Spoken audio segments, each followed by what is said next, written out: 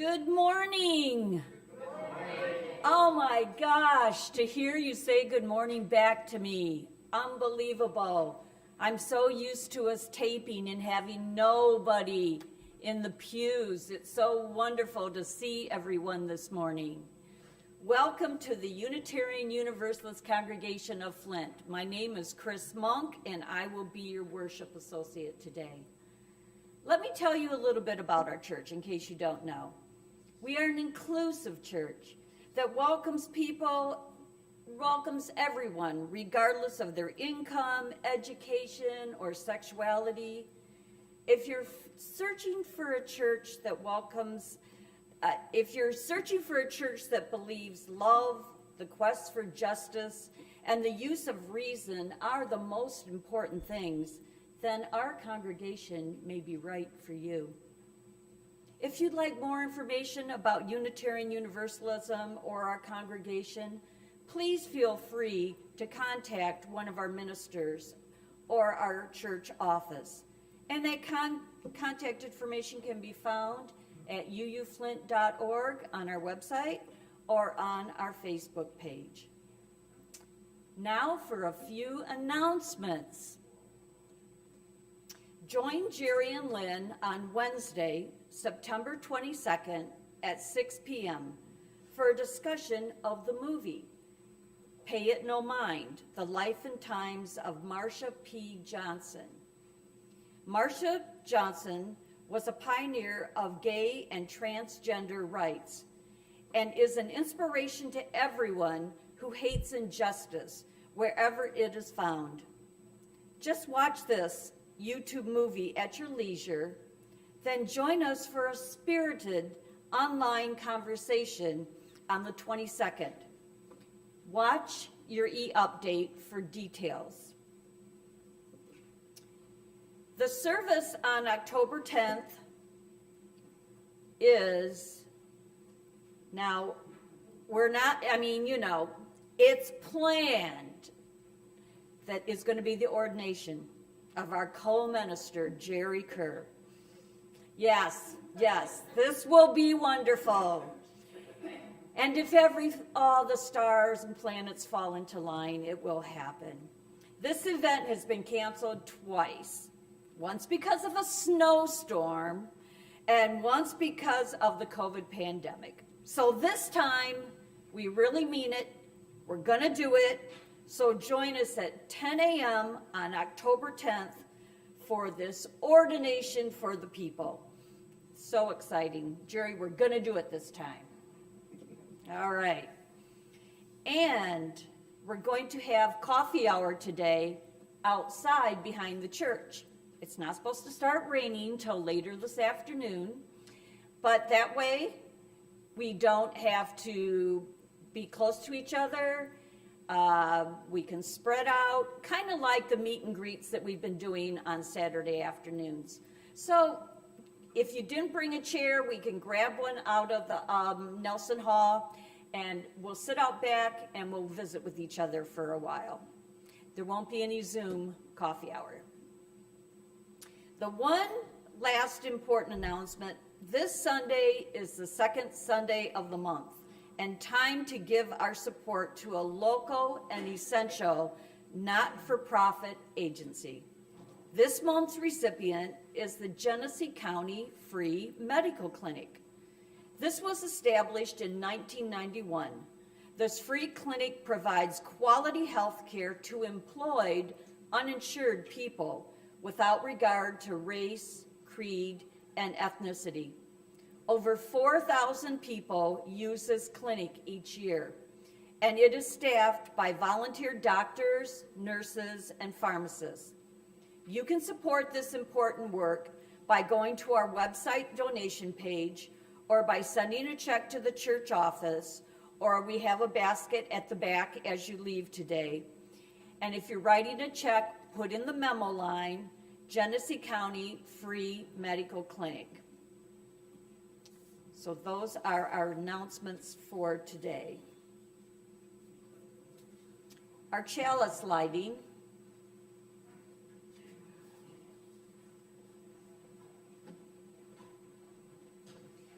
As we light this chalice, let us remember what it means to be part of a congregation that places its faith in love and its quest for justice and in our use for reason.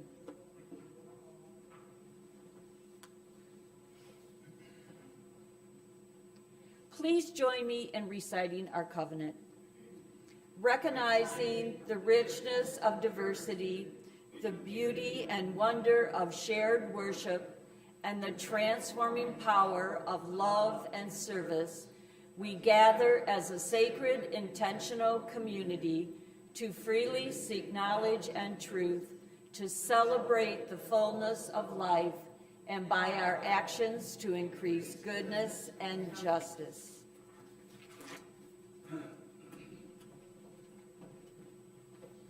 Good morning. We are wondering if perhaps we'll be joined at 10:30 by those folks who didn't get our messages, that the service now starts at 10. So if we back up and do a summary at 10:30 for the new folks, please bear with us, but I think we can expect that. Our opening words are from Carl G. Seberg, a very well-known UU. Through our temporary lives, the great currents of history runs. Let us keep the channels open and free, so not to obstruct purposes greater than our own.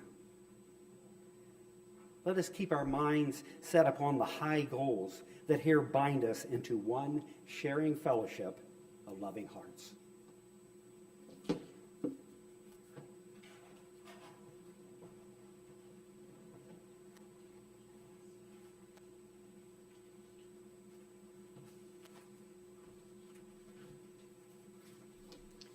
We will now have our time for generosity. We offer our gifts of time, talent, and treasure to work for justice, to create a safe space for all who come to explore and to heal those hurting. We invite you to join us as we take the collection by placing your offering in the basket at the back of the church as you leave, or by making an online gift at uuflint.org. All gifts are gratefully accepted.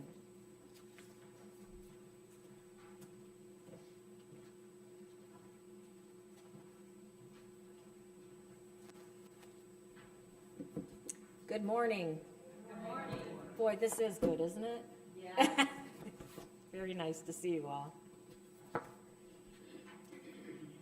As we join in a spirit of prayer and meditation today, let us remember all those lives lost and forever changed 20 years ago on 9/11.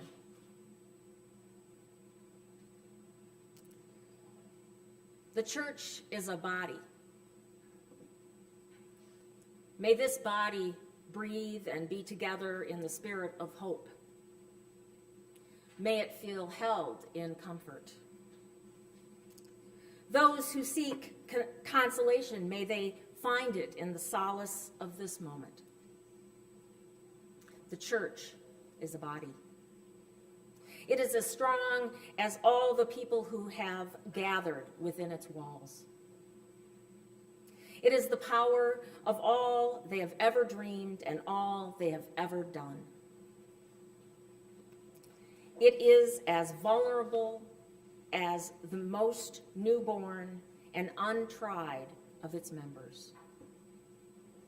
It is ancient and it is ever new. The church is a story. It is the story of lives that are interwoven, brought together in this place and this time for the simple purpose of caring for one another. The church is a vision. It is a vision of unity and diversity. It is a vision of reverence for all creation, and a vision that beckons us beyond the concerns of our own. Let us take 90 seconds of silence before our musical meditation today.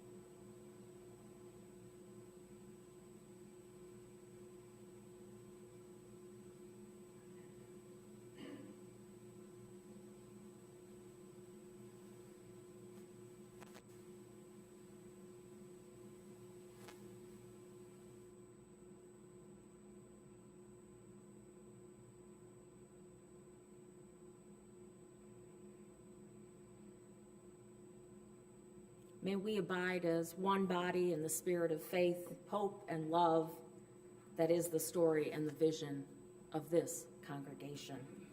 Amen and blessed be.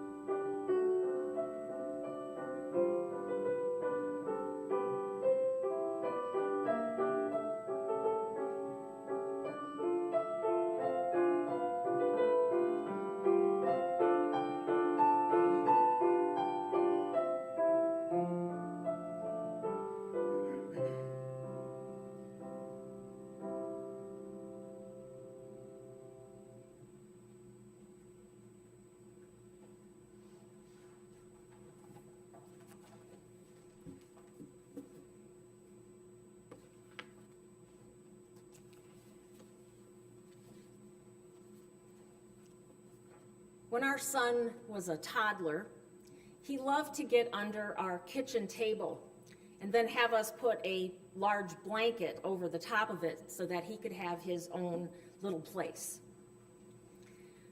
Clearing off the kitchen table regularly became kind of a chore for us, and so we eventually added Velcro to the underside of the table and to a piece of fabric, and that made it a lot easier for us to create his little place.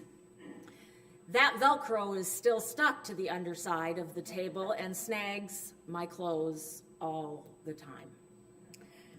If you look closely, sometimes you will see little holes about right here in my clothing from that Velcro. Kids will make houses or castles whether you give them blocks or pillows or snow or an empty appliance box.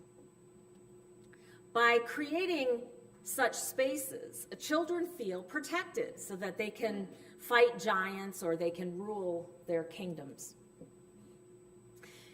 Having your own safe space is part of a child's healthy development. And then as we reach adulthood, both metaphorical and literal homes also make us feel secure. And that's so that we can fight the real dragons of our daily lives and raise our families and do our jobs. But for us to have a sense of home, it isn't always a building per se. It might be your country if you are away, or just a feeling that you have of being somewhere that you feel you belong. For many of us, that home was where we hunkered down during the pandemic. And it's normal for us to want and need a space where we feel safe. And it's normal for us to want to feel that it's a place where we can be who we want to be and who we feel we are, and where we can sit on the toilet for as long as we want and no one is going to bother us. Usually. It's part of human evolution. Not the toilet part. Dividers of some kind have always separated people into groups. And that's so that they can be protected from their enemies, or to fend off the weather, or to keep out wild animals. The Maasai people in Kenya still surround their villages with high fences made from the acacia tree. And they're circular. And those walls that they build keep out lions from their livestock and from the people inside, and it also keeps strangers from wandering in. It's a primal need to have a safe space, whether it's made of sticks or stones or Legos, that we call home. It's also been the role of the church for thousands of years to serve as a home as well.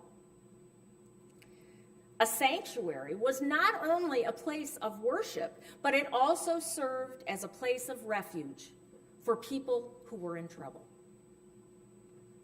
And today we still use that term sanctuary to describe not only a church or a specific part of the church, like where we are right now, but also as a metaphorical, significant place that we have said, this is a safe space where you can feel comfortable to be who you are.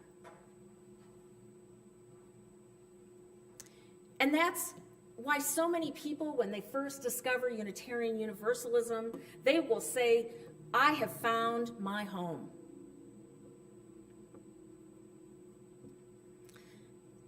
But as you know, this church home has been empty for some time. And we're still a little sparse. Because not everyone's going to come back right away. And we have many reasons for that. And while we still have our same four walls and the same roof over our heads, our leadership has given a lot of thought to how we were accustomed to operating here and what we might do to adapt. And you've already noticed as you've come in some changes. We started to think about new ways of being together. So we wanted to ask you to help us build a new way to be together. Now, it's not new, of course, for UUs to be thinking of doing things in new ways. It's practically in our DNA. But the pandemic really challenged us to create new ways of being a church in the last year and a half. And now that we can start meeting in person again, we still have challenges ahead of us. So I'd like to give you some examples. Now, it does not mean that our four walls are not still our safe space and still our sacred space. Now that we're live streaming, our home is just a little bit more permeable. A new audience has entered our living room, or rather, we've entered their living room. And some of those people are already our friends. So hello out there, everybody. Say hello to everyone that's home, our members. Hi. Hello. There you go. Okay, and I'm sure they're waving back. And we miss you, and we hope that you'll join us soon.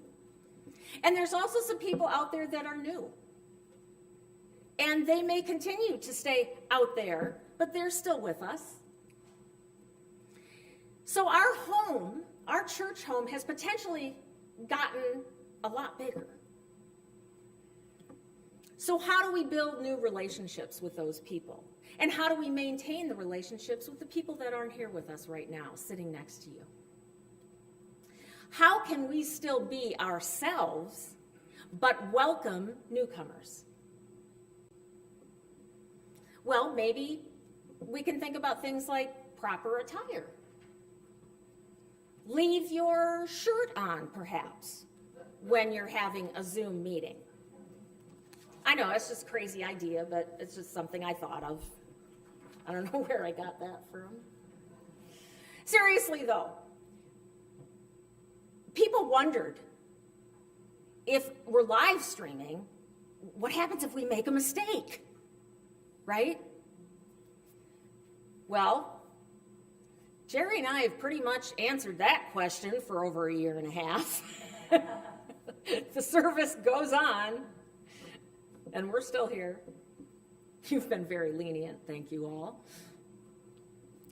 And just because we are streaming the service doesn't mean that all this goes away. We just become more diverse, more inclusive, and say all are welcome. And we always used to say that anyway, but now we're saying everyone out there is welcome too. Jerry and I will continue to meet with people both on the phone, on Zoom, and in person.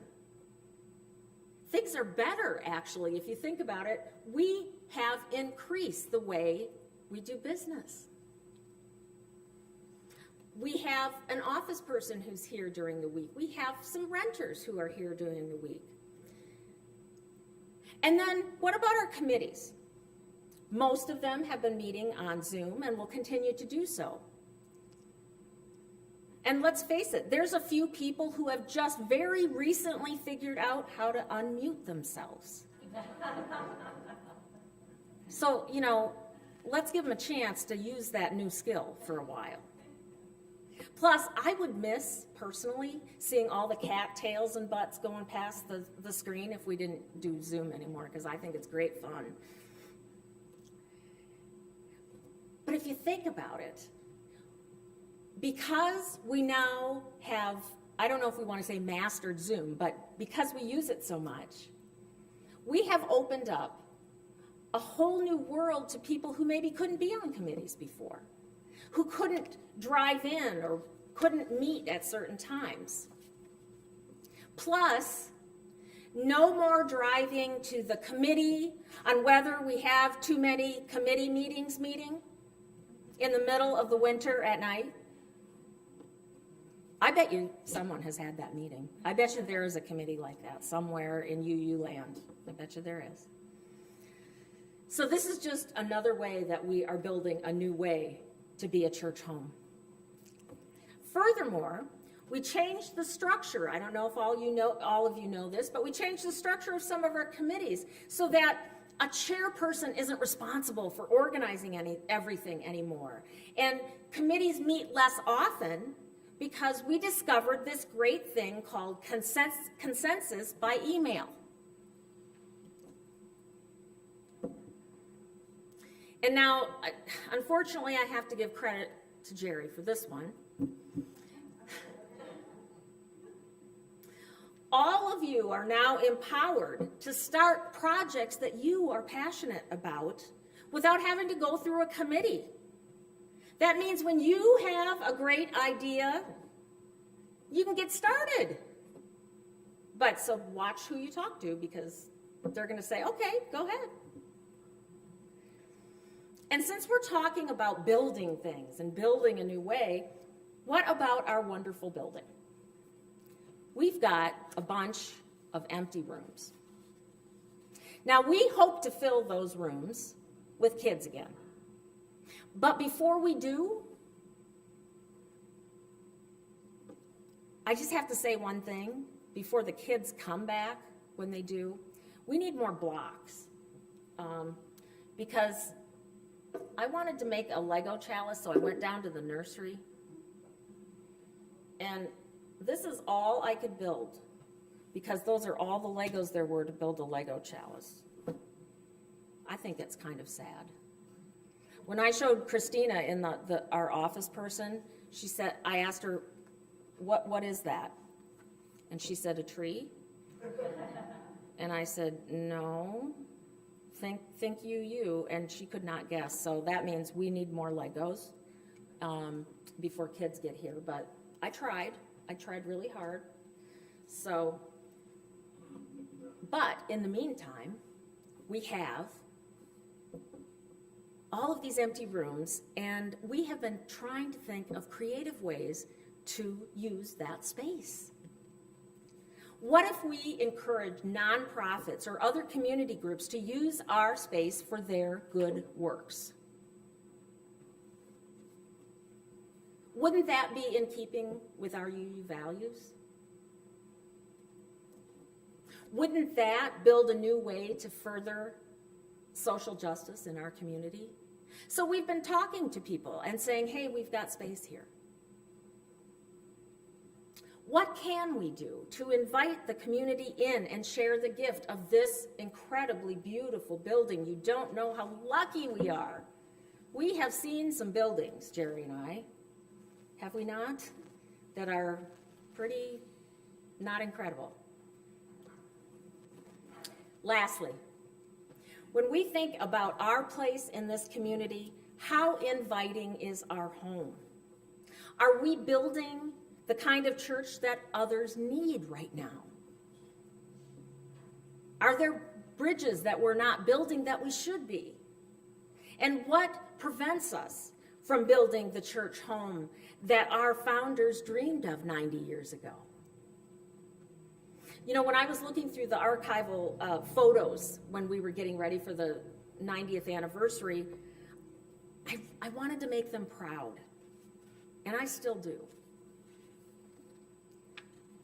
So to be sure, our home right now, it is safe, it is secure, it is stable. It is sacred. But to support our aspirations, we need to start building a new way, and we need to start today. So, to remind us all that we have some work to do,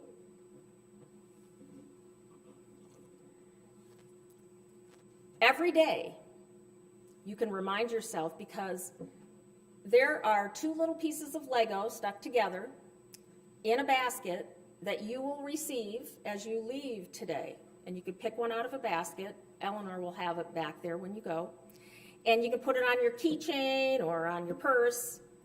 And that will remind you that we are building a new way every day to make our church the best home it can be. May it be so.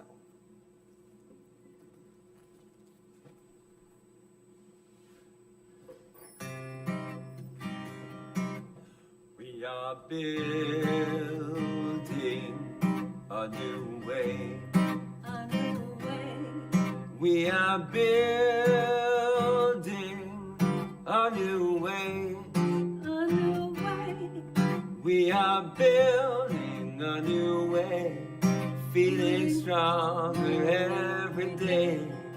We are building a new way. We are working to be free. To be free.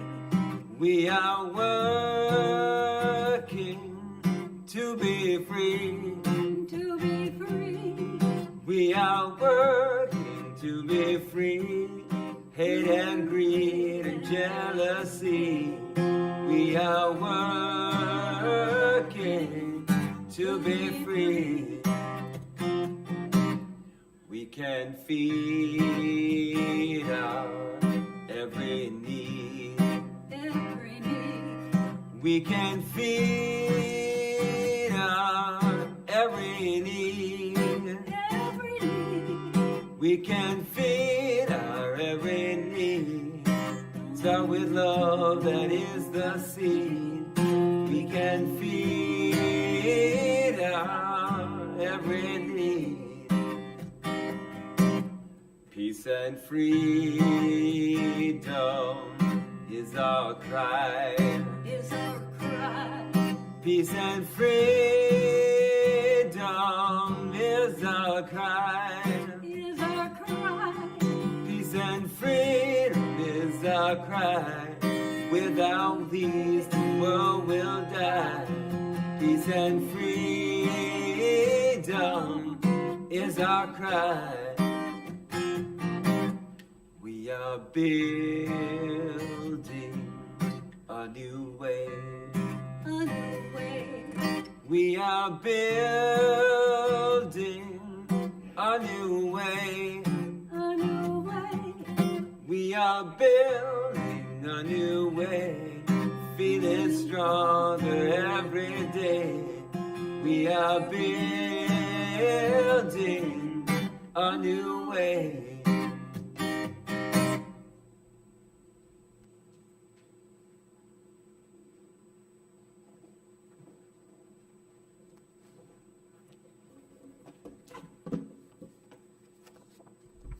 And thanks to Dan and Julie for that music.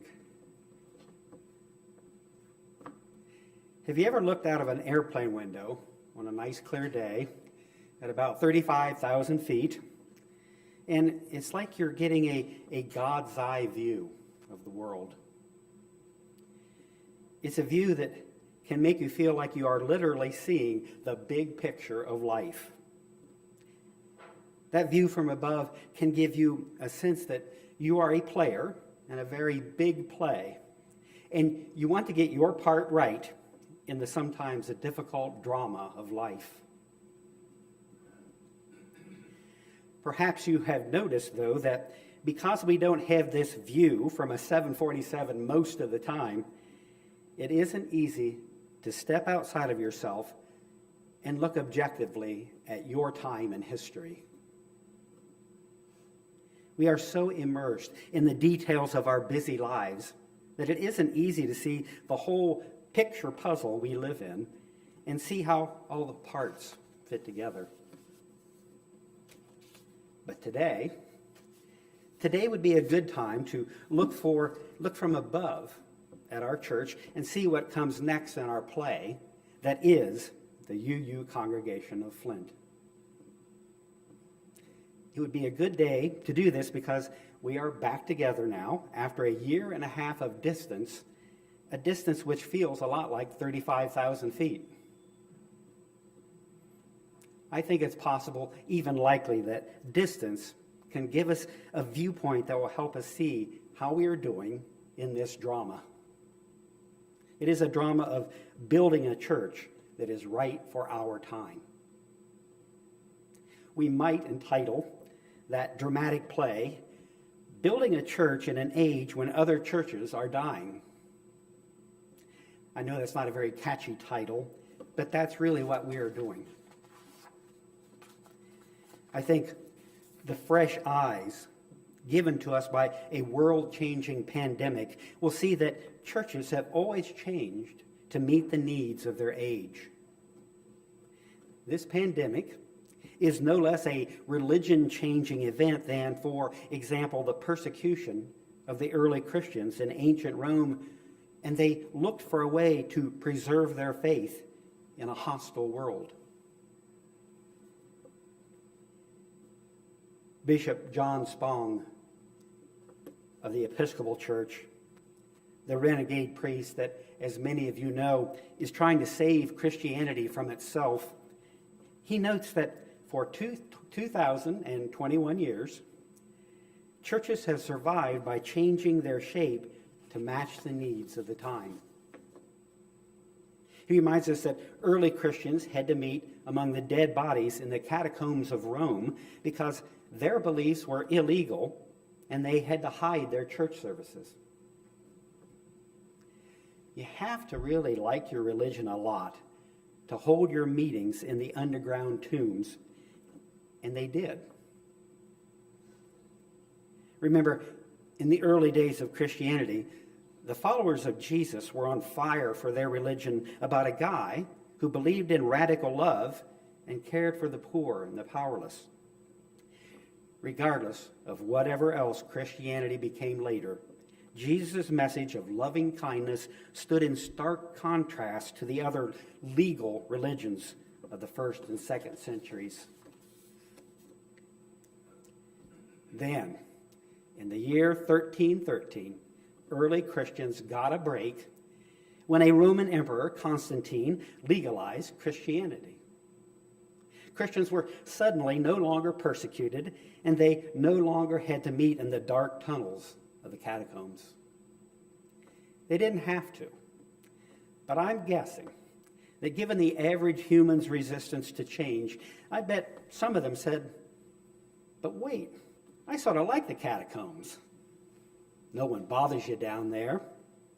It's cool, quiet, and the building upkeep is really cheap. I think this decision needs to go to the board. And I'm sure it did go to the board, and I'm not exaggerating much here. People often resist change, even good change.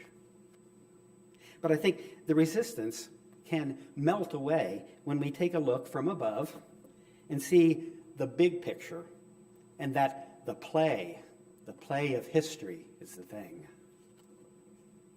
Then, change is not so scary. It's just the next act in a long, long drama, and you want to get your part right. Think of how many times churches have changed over the centuries to stay alive and to grow their idea of the truth. Bishop Spong reminds us that in the 13th century, the church built magnificent cathedrals because they ruled the place. He said, the world bowed low before Christianity, submitting every aspect of its life to Christian domination. Western civilization was informed by, submissive to, and shaped in accordance with the Christian content. The church was the center of life, all life. Every meeting of the women of the village was a meeting of the church's women's group. They were one and the same. And today, when someone calls the minister or priest the parson, that's just an accidental change to the actual 13th century title, the person. In other words, the main man, the priest. It became later the parson, but it was the person. Times have certainly changed. Now, the great cathedrals of Western Europe are mostly empty museums, except for the tourists, of course. People decided there were other things to do than obey the person. Churches got smaller and much less ornate, and they did so to survive according to the dictates of their world.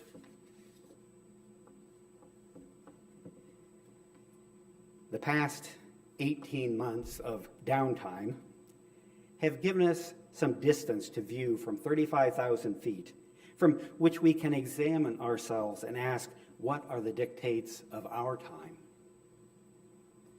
Will the UU church of this age get smaller now because people enjoy watching a service now and then from their armchair? And perhaps over time they may not even do that much. We don't know for sure. Did an 18th month vacation from church get people out of the habit of getting up in time to drive to church? Or did the COVID interlude just make worse the nationwide movement to stop doing things together, to go bowling alone, as they say? This long-time movement is especially common when it comes to doing anything that looks, smells, or tastes like a seemingly old-fashioned thing called church. We don't know the answers to any of these questions. But luckily, progressive people excel at seeing how the picture of the world fits together. Just think, 100 years ago, UU thinkers saw that Christianity as it was no longer held the ultimate truth, and they built a church that was more than Christian. Emerson and our other transcendentalists saw this coming 175 years ago. That move came from our ability to see the big picture puzzle and make good guesses about what should happen in the next act of the play entitled Building a Church in an Age When Other Churches Are Dying. I would like to suggest that the next act in our play should be to build a church that is like an enduring element of nature. water. Now I know, it may sound oh so mystical and mysterious to say that we should go full Taoist and philosophize about how we should do work like water. The treasured, often quoted verses of the Tao Te Ching remind us that water carves canyons out of solid rock, even though water is soft and yielding. That may sound mystical, but it is also rational at the same time, and that is the kind of mysticism that UUs like. Today, we do a water communion, one of the few rituals that interests UUs, and I think that is perfectly understandable. The water that makes life possible on earth draws and holds our gaze, whether it's an ocean or one of the Great Lakes or one of a million more humble creeks and rivers. It holds a fascination for most of us. Is it just because it's pretty? Or does this life-giving element hold a wisdom that we should study? The wisdom of water is that it finds its way by following the path of least resistance, but it gets where it's going, believe me.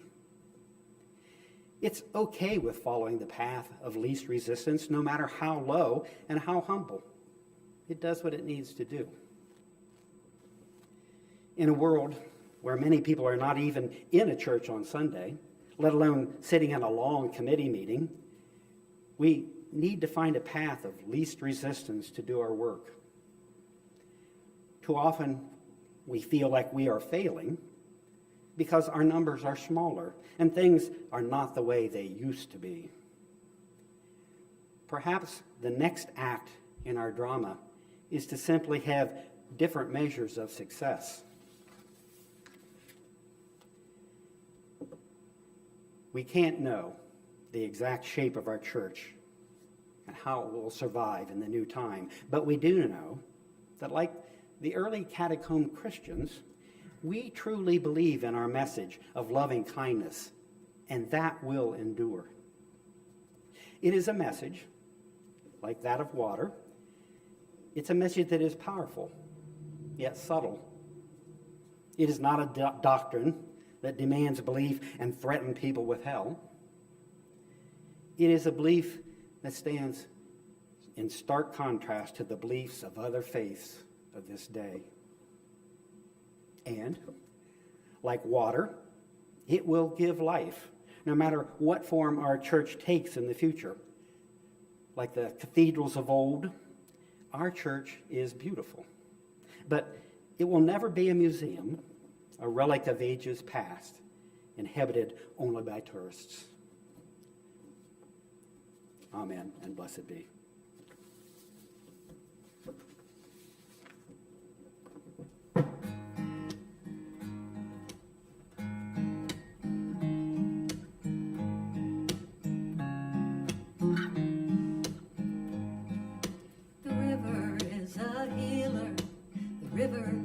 A sage. The river knows no end, and the river feels no age. The river is a leader every single day. It's living in the moment, and it always finds a way. Water heal my body, water heal my soul. When I go down to the water, by the water I feel whole. River calls me over, calling out my name. In the day and in the night, I hear that river all the same. It's calling me over, calling out my pain. Oh, a river gathers tears just like the river gathers rain. Water heal my body, water heal my soul. When I go down to the water, by the water I feel whole. The river is a traveler, always on the go. A river never worries if it's fast or if it's slow. River, take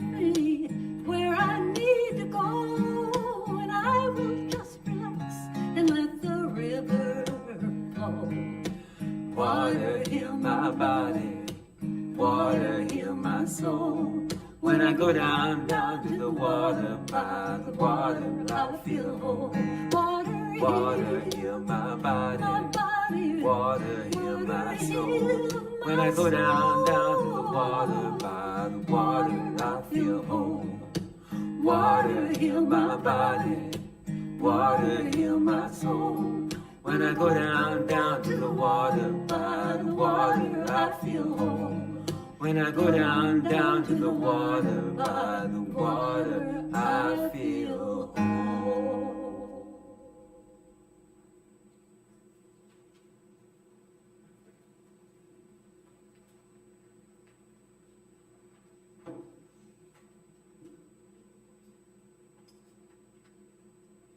Water. It is the blood of our earth and of our bodies. Without water, we would not exist. It is a gift freely given by a universe filled with countless other waterless, barren planets. No human hand need bless it. It is already holy. Today we bring water to remember that some people live in abundance while others struggle in scarcity. We bring water to remind us of life's storms, our worries, frustrations, and losses. We pour water to remember the well springs of our lives found in hope, love, and happiness. We combine our water to remember that sharing all things precious can create a peaceful, beautiful world.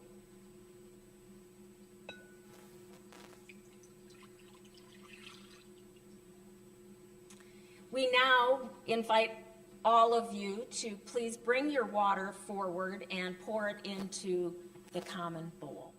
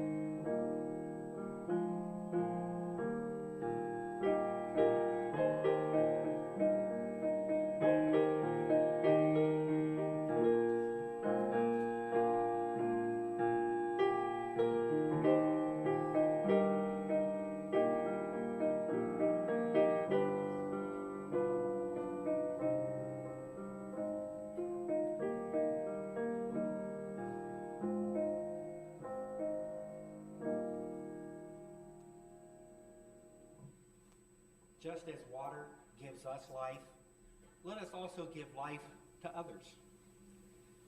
Let us bring grace and peace into the world with our gifts, large and small. May we give our acceptance to those who need justice. May we give understanding to the misjudged and love even to our enemies. Amen. Amen, and blessed be.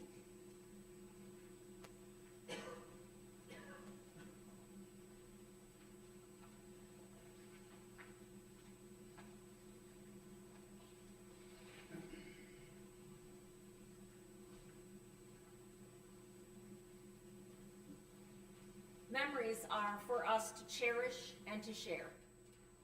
The future is for us to build together. So let us be about that work.